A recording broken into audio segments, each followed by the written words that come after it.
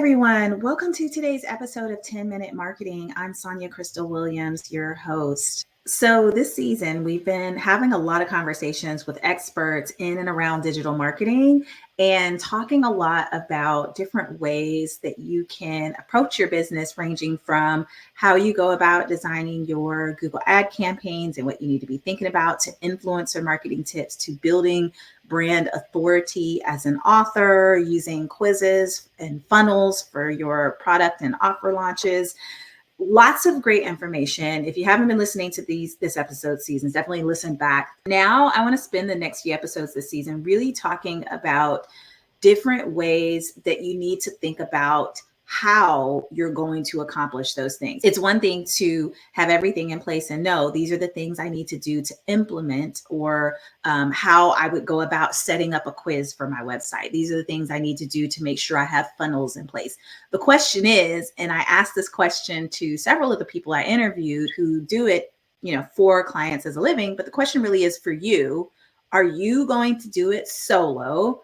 Today in today's episode, I want to really explore that topic with you more deeply. And I want you to think of this again as a lesson in really determining, am I equipped to execute my own digital marketing and online marketing tactics, or should I be pulling in support?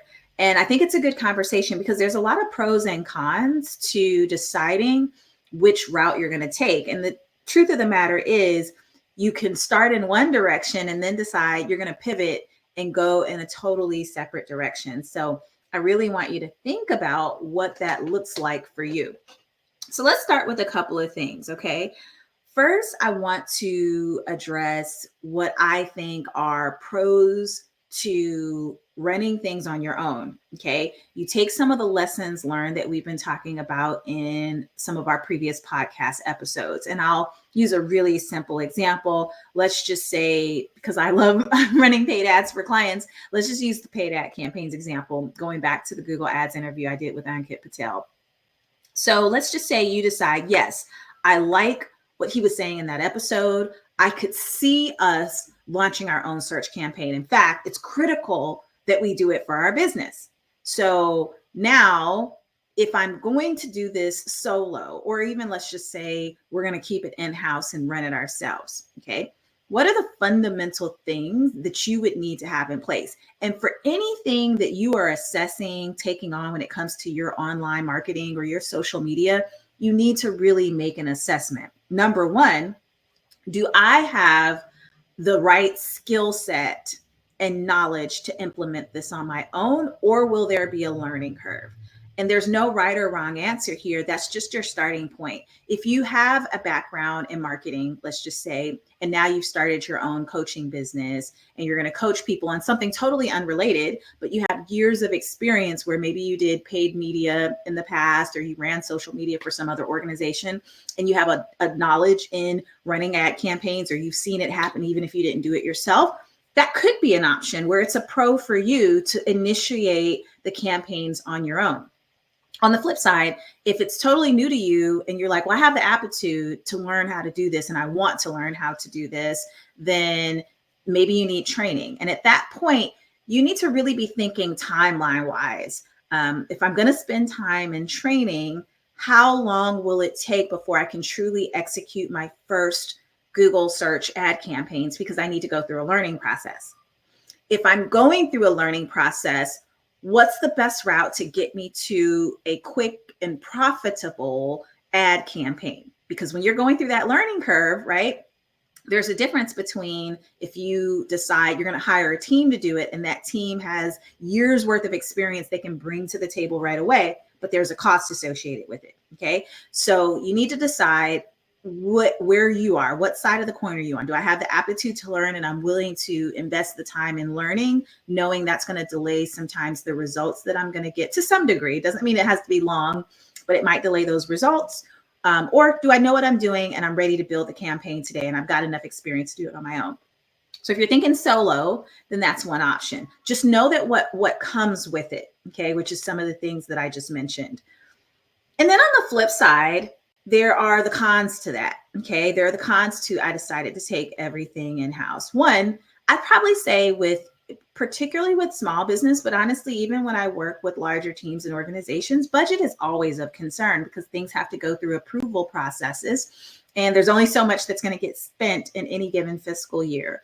So the question that you want to ask is, am I prepared to pay for either A, if I'm doing it solo, again, the cost of time, or B, am I prepared to set the budget aside to hire a team? And here's what I'm going to say to you all, particularly because you have a place in my heart, because I'm a small business owner, and I'm going to say this directly to small business owners and entrepreneurs. Don't allow whether or not you have the money to be the only deciding factor in whether or not you keep something in-house or you hire a team or person to come in and support you. Don't look at it and say, you know what, I don't really have the money in place and I can't hire. And you're just, I can't. Okay. Don't put yourself into that corner, because what you may find is it's going to be really hard as you press forward to get the results that you want. Speaking from experience here, by the way, either seen it or have done it. Okay. It's going to be really hard to get the results you want when you're hitting your head against the wall, trying to figure out how to set up that ad campaign on your own, when you really could shorten that and increase your profitability by immediately hiring the support you need and just finding that support maybe within the right budget, or finding the right workable solution that's going to get you the results that you need. Now, if you decide to hire in-house, there are pros and cons to that too. I can't tell you how many times I've come across a team that has had a previous relationship with a digital marketing agency, or I can't tell you how many times I've come across a business owner or entrepreneur in the same predicament, and that agency hasn't delivered the results they promised or the results that business owner or team was hoping for. And that could be for a number of reasons. Sometimes it's, miscommunication or lack of communication. Sometimes running ads is not going to fix a product that wasn't converting to begin with.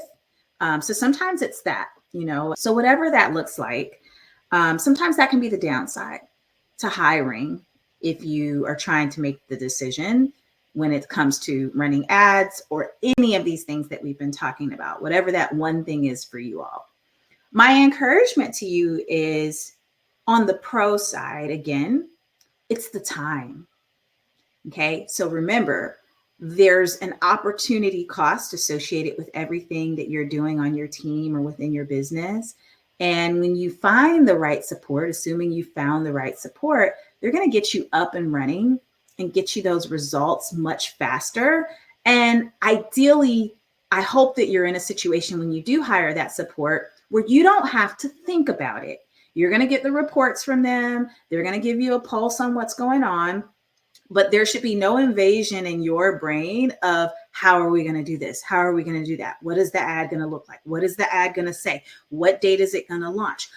What is my budget? How much did I spend last week? Like, a really good team in place should be managing those pieces for you. Okay. In our next podcast episode or lesson, I'm going to walk you through all the different roles you also need to be thinking of when you hire in-house. So we're not going to go into that in this episode. Right now, we're just exploring, should I keep it for myself or should I hire a team? But I'm going to be walking you through, if you do hire a team or if you're managing in-house, what are the different roles that people need to be in? Because that's an important thing to think about as well. Okay. So the other thing is also recognizing when you reach a pivot point in your business. Every business is going to reach a pivot point if you are making sales, if you are generating revenue. And that pivot point also might be a dictator in you determining if you should continue managing your own funnels, email campaigns, creating your own graphics. Are you doing all this stuff in-house, or is it time to turn it over to someone else? And that also comes down to, again, answering the question I just brought up a couple minutes ago, which is, do you have a really good offer in place? And is your offer already making sales? And it doesn't matter whether that's a service you're providing or a physical product that you're selling. The question is that product or service already selling? Okay. And now you need to ask yourself, do I want it to keep consistently selling and keep my energy and efforts focused on really growing and being good at what we deliver, whether that's a product or service?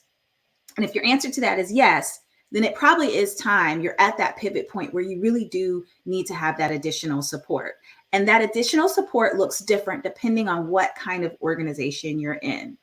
If you are a small business owner and you've been doing it all on your own, you're the person who sells the t-shirts and you're at home packing the t-shirts and creating the pretty labels and then taking pictures and putting those pictures up on Instagram. If you genuinely enjoy that process, that's awesome.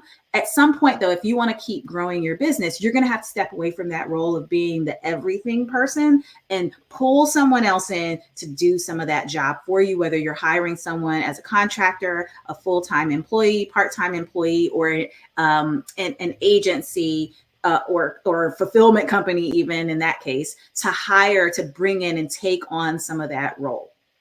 Okay. So pivot point, you've got to think about that pivot point. And if your answer is yes, I really want to grow this business, you've got to get out of the marketing and you got to get into your business. Where your input will always be needed, though, is continuously bringing clarity to any one person or entity that you hire. You should always be making sure they truly understand who your audience is and what kind of communication works for that audience. If you have a pulse on that and you understand that really well, that's always going to be something you bring to the table to anyone that you're hiring as a part of your team. The last thing I also want you to think about is there are a lot of different roles that can be taken on when you decide that you are going to bring someone into your business and kind of abandon the idea of, hey, I'm operating solo, or we've been operating solo as a small team, and now we need to bring in additional support. And so think of it this way. Some people that you bring on could be virtual, right? So that's like, hey, I'm bringing on a virtual assistant or someone who's going to freelance for me, and they don't physically need to be in my space. We can communicate Zoom, Microsoft, all those ways, Slack. And so you need to assess that. You also need to assess, should I bring someone in-house? And again, in-house could be part-time. In-house could be full-time. So what does that look like? Or again, are they going to be an employee or are they going to be a freelancer? Okay. Am I going to give them a set amount of hours and an actual salary? Or am I hiring them and letting them pick their hours, but kind of giving them, hey, here's the landscape of what needs to get done? So you're going to need to think about all of those things. And within that, assess your own strengths. Are you a big picture person who's very visionary? Or are you someone that likes being in the details? And give yourself an honest answer to that, because that's going to have an impact on what kind of working relationship you have with any support that you hire. Okay. So you can kind of see where I'm leaning. Once you hit that pivot point, do you want to keep being solo? You can. But if you see where I'm leaning, it's like, if we're going to increase revenue, if we're going to increase profitability for our business, we probably do need to bring in support. And it's a matter of finding and getting the right support. All right. So that's my quick breakdown in today's episode. Next week, when we release the episode, remember that we're going to be doing lessons over our next few episodes. And the lesson next week is going to be around the different roles breakdown. So definitely grab a pen and paper, be ready to take notes, because we're going to walk through the different roles you need to truly have when you're running a successful digital marketing campaign for your product or service. Who are the people? Who are the key people? And it partly depends on what you are choosing to do, but I'm going to go over the general roles and details and hiring practices for how you get the right people in place. Today, we walk through, should I stay solo or hire a team? Go through pros and cons, recognize your pivot point, and then assess, if I am going to hire, what kind of role am I hiring into? All right. Thanks for listening today, everybody. Have a good one.